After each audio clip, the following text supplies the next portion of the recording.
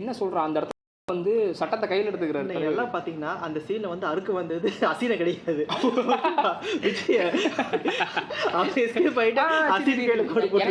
எனக்கு கில்லி படத்தில் வேலு வந்து எதுக்கு போகிறான், அவன் கபடி விளையாட போயிருக்கான். அந்த இடத்த திருசா தேவையெல்லாம் குறுக்க போந்துருக்கான்.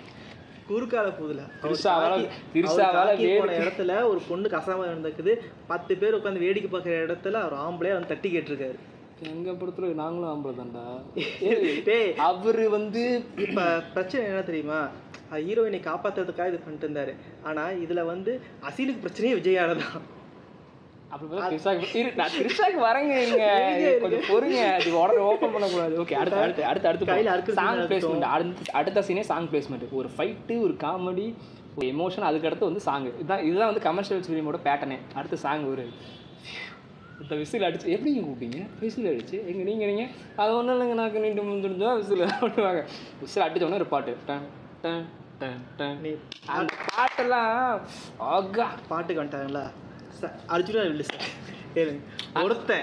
ஒருத்தன் பைக் ஓட்டும் போது இல்லை கார் ஓட்டும் போது இல்லை சின்ன வயசுல ஏதாவது ஒரு மோட்டிவேஷன்னா இப்போ எத்தனை சாங்கன்னா வரலாம். ஆனால் அப்போவுக்கும் அர்ஜுனா வில்லு அதை கேட்காமையோ அதை கேட்டு மோட்டிவேட்டாகவும் ஒருத்தர் இருக்க மாட்டான். எந்த ஃபங்க்ஷனாக இருந்தாலும் சரி, எந்த ட்ரிப்பாக இருந்தாலும் சரி, எந்த ஒரு காலேஜ் ஈவெண்ட், எந்த ஈவெண்ட்டாக இருந்தாலுமே சரி, ஒரு டைம் ஆச்சும் இந்த பாட்டை போட்டு வைப் ஆகாமல் இருந்தது கிடையாது. அந்த ஒரு பாட்டு தான் நல்ல பேர் அந்த பாட்டு. அப்படின்னா அப்போ அப்படி போடு பாட்டை என்னன்னு சொல்லுவேன். அப்படி போட அந்த அளவுக்குலாம் இல்லை. அது வந்த ஆல்பத்திலேயே அதுதான் ஹைலைட்டே இருந்துச்சு. அப்படி பார்த்தீங்கன்னா எங்கள் படத்துல இருக்கு, டோர் டோர் தான் அடிக்கிறான். அது அப்படி அது இன்ன வரைக்கும் ஃபேமஸாக. நீங்கள் நல்லா பார்த்தீங்கன்னா தெலுங்கு பாட்டை வந்து அப்படியே ரீமேக் மாதிரி தான் தமிழில் பண்ணியிருப்பாங்க. ஆனால் கில்லியில் அப்படி கிடையாது. கில்லியில் போட்ட அஞ்சுனா ஆனால் வந்து பார்த்தீங்கன்னா மியூசிக் வந்து என்னது வித்யாசாகர் சொல்ல மட்டுமா. உங்கள் படத்தில் வந்து மணி சர்மா நினைக்கிறேன். எங்கள் படத்தில் மணி வித்யாசாகர் வந்து பார்த்தீங்கன்னா கில்லி படத்தில் வந்த 3 பாட்டு, இந்த 3 பாட்டு செம்ம ஹிட்டு. ஓகேங்களா. அதை வந்து ப்ரொடியூசர் வந்து பார்த்தீங்கன்னா அதை அப்படியே எடுத்து இந்த படத்துக்கு ரீமேக் பண்ணிக்கலாம் பாட்டை. ரீமேக்காரங்க ரீமேக் பிறந்தவங்க ரீமேக் தான் பண்ணுறாங்க. எங்கள் படத்தில் வந்து எங்கள் படத்தில் ரீமேக்லாம் கிடையாது தம்பி. அப்போ அப்படியே எடுத்து வச்சிருக்காங்க. அப்படியே எடுத்து வச்சிருக்காங்க, ரீமேக் பண்ணல. ஒரு இது வந்து ஒரு ஃபர்ஸ்ட் இதை எடுத்து வச்சுக்கலாம். இதை வச்சு பேஸாக வச்சு நம்ம இது ஒன்லைன் ஸ்டோரி, இந்த ஒன்லைனில் வச்சு நாம் எவ்வளோ எக்ஸ்ட்ரா பண்ணுறாங்க தான் ரீமேக்கு.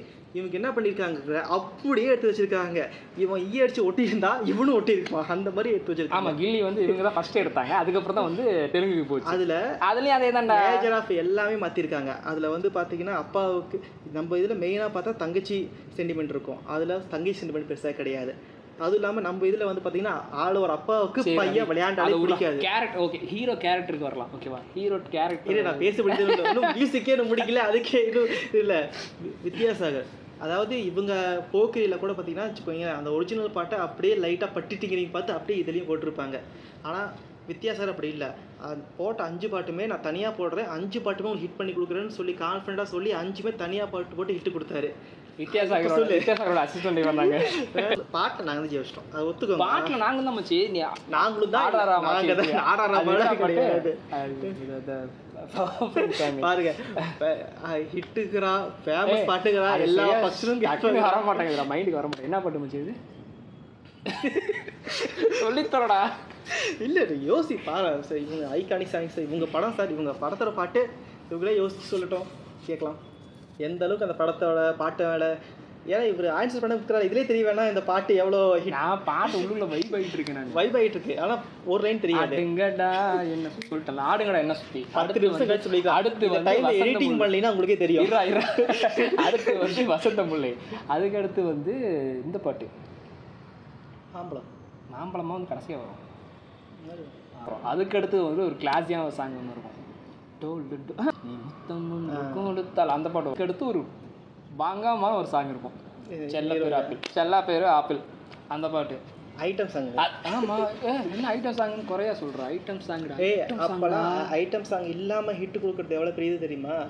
அது உங்கள் படத்தில் ஐட்டம் சாங் இருந்துச்சு. என்ன ஐட்டம் சாங்? ஓப்பனிங் அடுத்து வந்து சரி ஓகே, கமர்ஷியல் ஃபில்மில் வந்து ஒரு என்ன சொன்ன ஒரு வந்து ஒரு டிஸ்டன்ட் டேர்ன்ஸ் இருக்கணும், அந்த மாதிரி இருக்கணும். அந்த மாதிரி வந்து படம் ஃபுல்லாக ஒரு 8 மீட்டர்லேயே போயிட்டுருக்கோம். விஜய் என்ன தூக்கித்தனமாக சுற்றிட்டு இருக்காரு அப்படி இப்படின்ட்டு போயிட்டுருக்கோம். ஒரு கடைசியில் ஒரு ரிவீல் ஒன்று இருக்கும். டேய் மச்சான், நீ தமிழ் சினிமாவில் இந்த மாதிரி ஒரு ட்விஸ்ட் நீ காட்டிடா பார்க்குறான். தமிழ் சினிமாவில் இந்த மாதிரி ஒரு ட்விஸ்ட் நீ காட்டிடு. அது தெலுங்கு சினிமாவில் வந்துச்சு, என்ன ட்விஸ்ட் நீ அப்போ இது மட்டும் தெலுங்கு வராமல் எங்கே இருந்துச்சு, இவங்க மட்டும் எடுத்தாங்க. அதில் வந்து ஒன்று ரிவீல் ஆகும். தெரியல நான். ஆமாம், படம் இப்போ தான் ரிலீஸ் ஆச்சு. அதாவது சொன்னால் சஸ்பென்ஸை உடச்சிடுவாங்களாம்மா. ரிவீல் ஆயிரும். நீ வந்து படத்தை பார்த்துட்டு சொல்லு. தலைவன் அப்படியே வந்துட்டு இருப்பான், சத்யமூர்த்தி ஐபிஎஸ்ன்னு. சத்யராஜ் வந்து சத்யராஜ்ங்கிற மாதிரி நாசர் வந்து பில்டப் கொடுத்துருப்பான். ஏன்டா இது அப்படின்னு நானும் அப்படியே உட்காந்துட்டே இருந்தேன். அப்படி போ கதவை திறந்துட்டு ஒருங்கிற மாதிரி அது சரியான ட்விஸ்ட்டு. அந்த சீனாக இருக்கட்டும், அந்த பிஜிஎம் ஆகட்டும், அந்த ஓடி வரதா இருக்கட்டும், அது பங்கம். அது சூப்பராக அந்த டைமில் கூட அந்த அப்பா இறந்த சோகத்துலேயும் அந்த மிஷனை காப்பாற்றுற அந்த டைமில் கூட விஜய் வந்து அசினை வந்து ப்ரொடெக்ட் பண்ணிட்டு தான் போவார். ஆனால் திருச்சி என்ன தெரியுமா பண்ணுவான், இந்த ஓப்பனிங் சீங்கே மாட்டிப்பான். அதுக்கடுத்தது வந்து ஹச்சுன்னு தும்பி மாட்டிப்பான். அதுக்கடுத்தது காரில் போகும்போது மாட்டிப்பான். வீட்டில் ஒளி வச்சா அங்கேயும் மாட்டிப்பான். ஃப்ளைட் ஏற்றி விட்டா இறங்கி வந்து அப்பயும் வந்து அடங்கம்மா அப்படின்ற மாதிரி ஆயிடுச்சு. அது ரியாலிட்டி. இப்போ கிளைமேக்ஸ்க்கு வரலாம் சார். கிளைமேக்ஸில் ரெண்டுமே ஃபைட் சீன். நம்ம வந்து 1vs1. உங்களுது எங்களுது 1 vs 100. அத்தனை பேர் இருப்பானுங்க. அதான் கேட்குறேன். அதுவும் கையில் கன் இருந்தும் அதில் அப்படியே இடையில ஒரு சீன் வரும். என்ன லோகு பொப்பு அப்படின்பாங்கல்ல, அது வந்து சொல்லுவாங்க மேட்ரு யாரு நீ வந்தா வச்சுக்கோ அப்படின்ட்டு அந்த கன்னை பிடிச்சிட்டு சுற்றிட்டு எத்தனை ரஜினி படம் பார்த்துருக்கோம் அப்படின்ட்டு போகிறதெல்லாம் அதெல்லாம் மாசான சீன். ஏன்னா சஸ்பென்ஸ் ரிவீல் பண்ணக்கூடாது அப்படிம்பாரு. அவர் யாரு என்ன இவன் அடிச்சேன்னு தெரியுமா? ஏன்னா எனக்கு அப்பவே தெரியும்டா யாரு அவர் படிச்சுட்டாங்க. அவர் வந்து இந்த மாதிரி ஒரு செமையான ஒரு படம் தான் போக்கிரி. ஸோ எத்தனை பேருக்கு இந்த படம் பிடிக்கும் அப்படின்னு சொல்லுங்கள். இன்னும் நிறையா பேசணும், பட் ஆனால் எங்களுக்கு கொஞ்சம் டைம் இல்லை, அதனால் வந்து சீக்கிரமாக முடிச்சிடுறோம். பார்த்துக்கலாம். இதுக்கப்புறம் வந்து ஏதோ வீடியோ வந்துச்சுன்னா இந்த மாதிரி வந்து பாதிப்பதெல்லாம் வராது. ஃபுல்லாக தேங்க்ஸ் ஃபார் வாட்சிங். அப்புறம் எங்களை சின்ன பசங்க எங்களை சப்போர்ட் பண்ணுங்க. Okay, thanks. எது உங்களுக்கு ரொம்ப பிடிச்ச சீன் எது, ரொம்ப பிடிச்ச பாட்டு எதுன்னா கீழே கமெண்ட் பண்ணுங்கள். ஓகேவா? ஓகே, பாய்.